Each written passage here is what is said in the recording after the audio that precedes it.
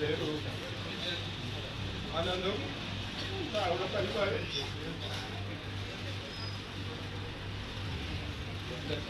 ఈ సంఘంతో చాలా అటాచ్మెంట్ ఉంది నాకు. అంకుల్ అంటే చాలా ప్రియమైన వ్యక్తి నాకు. ఈ నర్సాపూర్లో నేను అంకుల్ అంటే తెలియని వాళ్ళు ఉన్నారు. ఒక ఎమ్మెల్యే నుంచి ఒక ఎస్పీ దాకా అంకుల్తో నాకున్నటువంటి మంచి పరిచర్య.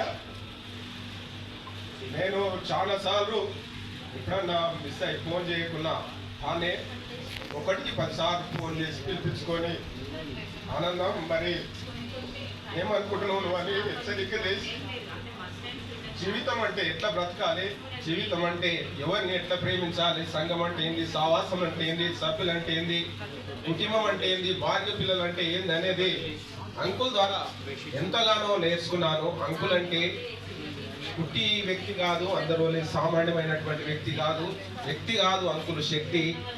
ఎందుకు చెప్తున్న ఈ మాట అంటే అంత శక్తివంతమైన జీవితంలో నన్ను మార్చాడు. నేను పూర్వము సిఎస్ఐ వ్యక్తినే నేను అయినప్పటికీ కూడా మారుమనసు రక్షణ లేనప్పుడు ఎట్లా రక్షణ పొందాలి, ఎట్లా మారుమనసు పొందాలి అని చెప్పి తన వ్యక్తిగతంగా నన్ను తీసుకొని ఎబ్రోను తీసుకెళ్ళి అక్కడ వాక్యము చెప్పి వినిపించి నువ్వు ఎట్లా ఉండాలనే నాకు నేర్పినటువంటి వ్యక్తి మరి జానకులు గారు.